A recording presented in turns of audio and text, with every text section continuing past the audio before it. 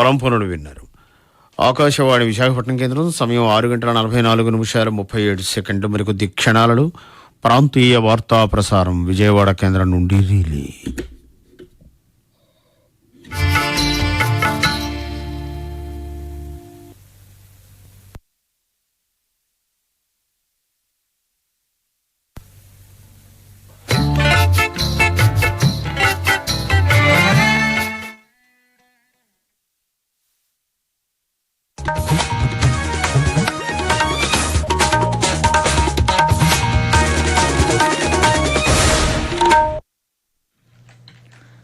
ఆకాశవాణి ముఖ్యాంశాలు. ప్రధానమంత్రి నరేంద్ర మోదీ మన్ కీ బాత్ కార్యక్రమం 131వ సంచిక ఈ ఉదయం 11 గంటలకు ప్రసారమవుతుంది. ఆంధ్రప్రదేశ్ ముఖ్యమంత్రి నారా చంద్రబాబు నాయుడు కేంద్ర కమ్యూనికేషన్ల శాఖ మంత్రి జ్యోతిరాదిత్య సింధియాతో కలిసి గుంటూరు నగరంలో ఈరోజు పర్యటించనున్నారు.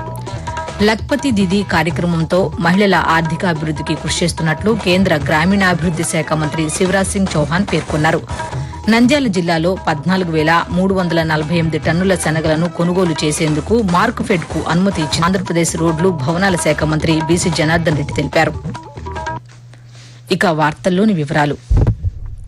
ప్రధానమంత్రి నరేంద్ర మోదీ తన మనసులోని భావాలను ఆకాశవాణి ద్వారా దేశ ప్రజలతో పంచుకునే మన్ కీ బాత్ మనసులో 101వ రోజు వరకు ప్రసారమవుతుంది.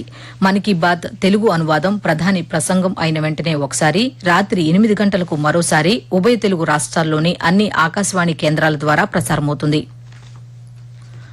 ఆంధ్రప్రదేశ్ ముఖ్యమంత్రి చంద్రబాబు నాయుడు కేంద్ర కమ్యూనికేషన్ల శాఖ మంత్రి జ్యోతిరాదిత్య సింధియాతో కలిసి గుంటూరు నగరంలో ఈరోజు పర్యటించనున్నారు. భారత్ నెట్కు సంబంధించిన ఒప్పందంపై ఇరువురు నేతలు సంతకాలు చేయనున్నారు. అనంతరం నగరంలోని బొమ్మిడాల నగర్లో నిర్వహించనున్న గ్రామీణ డాక్ సేవక్ సమ్మేళనం కార్యక్రమంలో పాల్గొని ప్రసంగిస్తారని అధికారులు తెలిపారు. లఖ్పతి దీదీ కార్యక్రమంతో మహిళల ఆర్థికాభివృద్దికి కృషి చేస్తున్నట్లు కేంద్ర గ్రామీణాభివృద్ది శాఖ మంత్రి శివరాజ్ సింగ్ చౌహాన్ పేర్కొన్నారు. ఇప్పటికే కోట్లాది మహిళలు స్వయం సహాయక సంఘాల ద్వారా బ్యాంకింగ్ వ్యవస్థలో భాగస్వాములయ్యారని తెలిపారు. హైదరాబాద్లోని జాతీయ ఆర్థిక అక్షరాస్యత సదస్సు 25వ కేంద్ర స్థాయి సమన్వయ కమిటీ సమావేశంలో కేంద్ర గ్రామీణాభివృద్ది శాఖ సహాయ మంత్రి పెమ్మసాని చంద్రశేఖర్, రాష్ట పంచాయతీరాజ్ శాఖ మంత్రి సీతక్కతో కలిసి ఆయన నిన్న పాల్గొన్నారు. ఈ సందర్భంగా శివరాజ్ सिंह चौहान मातलाडुतू प्रधानमंत्री आवास योजना का लाभ नहीं उठाया। हमने पैसे आवास स्वीकृत करके उनको पहली किस्त भेज दी थी, लेकिन कई वर्षों तक उन्होंने उसका उपयोग ही नहीं किया। प्रधानमंत्री आवास योजना के तेलंगाना के हमारे गरीब भाई मंत्री, यहाँ के मुख्यमंत्री ने भी चिट्ठी लिख के ये आग्रह किया है कि हम प्रधानमंत्री आवास योजना में जुड़ना चाहते हैं. కేంద్ర భారీ పరిశ్రమల శాఖ మంత్రి హెచ్డి కుమారస్వామి ఆంధ్రప్రదేశ్లోని కర్నూలు జిల్లాలో ఉన్న ప్రముఖ పుణ్యక్షేత్రం మంత్రాలయంలో ఈరోజు పర్యటించనున్నారు. బెంగళూరు నుంచి ప్రత్యేక హెలికాప్టర్లో ఈ సాయంత్రం మంత్రాలయం చేరుకుంటారని అధికారులు తెలిపారు. అనంతరం శ్రీ రాఘవేంద్ర స్వామిని దర్శించుకుని ప్రత్యేక పూజలు నిర్వహిస్తారని వెల్లడించారు. తెలంగాణ జిల్లా అలంపూర్ చేరుకుని జోగులాంబ అమ్మవారిని ఆయన దర్శించుకున్నట్లు తెలిపారు. అనంతరం అలంపూర్ నుంచి తిరిగి బెంగళూరుకు వెళ్లనున్నారని పేర్కొన్నారు. నంద్యాల జిల్లాలో 14,348 టన్నుల శనగలను కొనుగోలు చేసేందుకు మార్క్ఫెడ్ కు అనుమతి ఇచ్చినట్లు ఆంధ్రప్రదేశ్ రోడ్లు భవనాల శాఖ మంత్రి బీసీ జనార్దన్ రెడ్డి తెలిపారు. క్వింటాకు కనీస మద్దతు ధర 5,875 రూపాయలు చెల్లించి కొనుగోలు చేస్తున్నట్లు పేర్కొన్నారు. బనగానపల్లెలో వ్యవసాయ మార్కెట్ యార్డులో శనగల కొనుగోలు కేంద్రాన్ని 65 లక్షల రూపాయలతో నిర్మించిన 2 గోదాములను ఆయన నిన్న ప్రారంభించారు. ఈ సందర్భంగా మంత్రి మాట్లాడుతూ శనగ పంటకు మద్దతు ధర ఇవ్వాలనేటువంటి ఉద్దేశంతో మార్కెట్ ద్వారా 5,875 రూపాయలతో కొంటున్నాం క్వింటాలు. అదే విధంగా ప్రతి ఎకరాకు ఎవరైతే ఈ క్రాప్ బుకింగ్ లో ఉంటుందో వాటన్నిటిని కూడా ఎకరాకు 10 క్వింటాల వరకు కూడా తీసుకోవడం జరుగుతూ ఉంది. అదే స్టోరేజ్ కి సంబంధించి కూడా సిడబ్ల్యూసీ గోడౌన్లు కూడా ఎక్కువ తీసుకోవాలని చెప్పాము. ఎన్ని ఇబ్బందులు ఆర్థికంగా ఉన్నప్పటికీ రైతుల పక్షపాతిగా ప్రైవేట్ గోడౌన్లో ఎక్కువ రేట్లు పెడతా ఉన్నారనే ఉద్దేశంతో గోడౌన్లన్నీ కంప్లీట్ చేసి రైతులకు అంకితం చేస్తున్నందుకు సంతోషంగా ఉంది. అంతర్జాతీయ మార్కెట్లోకి తెలంగాణ నుంచి బియ్యం ఎగుమతులను ప్రోత్సహిస్తామని నీటిపారుదల శాఖ మంత్రి ఎన్ ఉత్తమ్ కుమార్ రెడ్డి తెలిపారు. హైదరాబాద్లోని రాష్ట సచివాలయంలో ధాన్యం దిగుబడులు, కొనుగోళ్లు, ఎగుమతులపై సమీక్షించారు. మంత్రి మాట్లాడుతూ బియ్యం ఎగుమతులపై త్వరలో వివిధ దేశాల ప్రతినిధులతో సమావేశం నిర్వహిస్తామని వెల్లడించారు. ధాన్యం కొనుగోళ్లు, విక్రయాల్లో సవాళ్లను అధిగమించాలని, మార్కెట్లో డిమాండ్కు అనుగుణంగా మెరుగైన ధర పొందాలన్నారు. ఆకాశవాణి ప్రాంతీయ వార్తలు వింటున్నారు.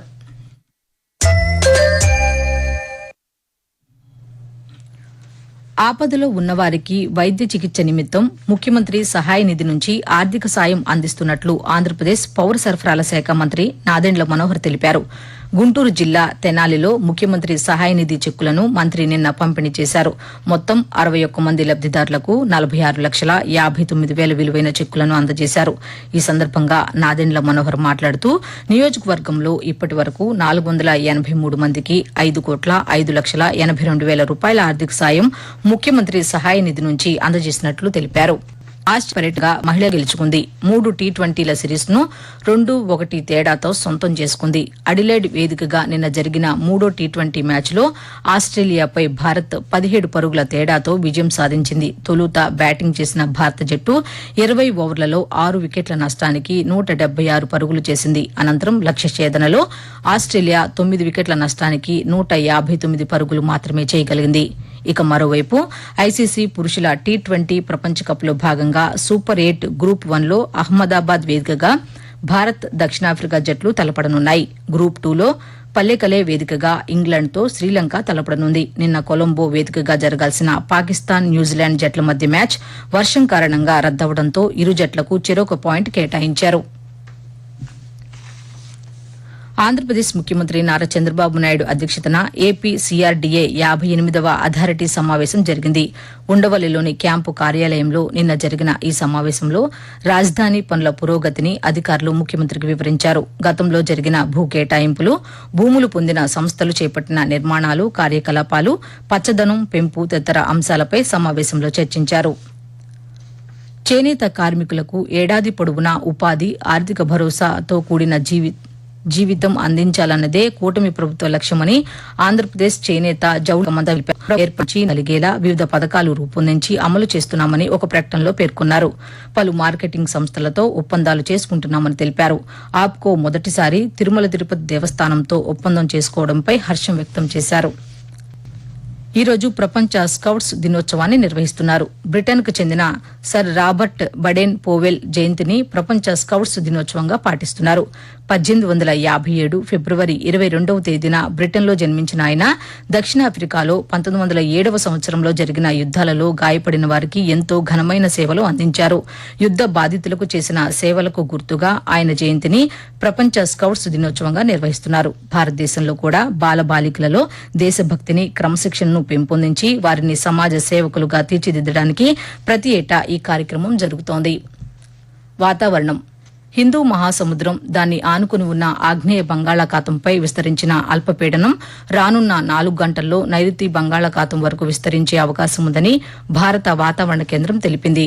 ఆంధ్రప్రదేశ్, యానంలలో దిగువ ట్రోపో ఆవరణంలో ఈశాన్య, తూర్పు దిశగా గాలులు వీస్తున్నాయని అధికారికంగా పేర్కొంది. ఈ రోజు మోస్తరు వర్షాలు 1-2 చోట్ల కురిసే అవకాశం ఉందని తెలియజేస్తూ ఆంధ్రప్రదేశ్ మరి యానాములు దిగువ ట్రోపో ఆవరణలో ఈశాన్య గాలులు మరి తూర్పు గాలులు వీస్తున్నాయి. వీటి ఫలితంగా ఈ రోజు కోస్తా ఆంధ్రప్రదేశ్ యానాములో తేలిపాటి నుంచి మోస్తరు వర్షాలు 1-2 చోట్ల కురిసే అవకాశం ఉంది. ఈ రోజు రాయలసీమలో తేలిపాటి వర్షాలు 1-2 చోట్ల కురిసే అవకాశం ఉంది. ఇక తెలంగాణలో రానున్న 3 రోజుల పాటు తేలికపాటి నుంచి మోస్తరు వర్షాలు అక్కడక్కడ కురిసే అవకాశం ఉందని హైదరాబాద్లోని పేర్కొంది. 100 కోట్ల రూపాయలతో సమగ్ర హ్యాండ్లూమ్ అభివృద్ది పైలట్ ప్రాజెక్టు చేపట్టనున్నట్లు చేనేత, జౌళి శాఖ కమిషనర్ జి రేఖారాణి తెలిపారు. ఈ ప్రాజెక్టు ద్వారా నాణ్యమైన నూలు సరఫరా, ఆధునిక డిజైన్లు తదితర సౌకర్యాలు కల్పించనున్నట్లు ఒక ప్రకటనలో పేర్కొన్నారు. విశాఖపట్నం భీమిలి బీచ్ రోడ్డులోని తిమ్మాపురంలో 172 కోట్ల రూపాయలతో యూనిటీ మాల్ నిర్మిస్తున్నట్లు వెల్లడించారు. ప్రాంతీయ వార్తలు ముగించే ముందు ముఖ్యాంశాలు మంత్రి మోదీ కార్యక్రమం 131వ సంచిక ఈ ఉదయం 11 గంటలకు ప్రసారమవుతుంది. ఆంధ్రప్రదేశ్ ముఖ్యమంత్రి నారా చంద్రబాబు నాయుడు కేంద్ర కమ్యూనికేషన్ల శాఖ మంత్రి జ్యోతిరాదిత్య సింధియాతో కలిసి గుంటూరు నగరంలో ఈ రోజు పర్యటించనున్నారు. కేంద్ర గ్రామీణాభివృద్ది శాఖ మంత్రి శివరాజ్ సింగ్ చౌహాన్ పేర్కొన్నారు. నంద్యాల జిల్లాలో 14,348 టన్నుల శనగలను కొనుగోలు చేసేందుకు మార్కెఫెడ్కు అనుమతి ఇచ్చినట్టు ఆంధ్రప్రదేశ్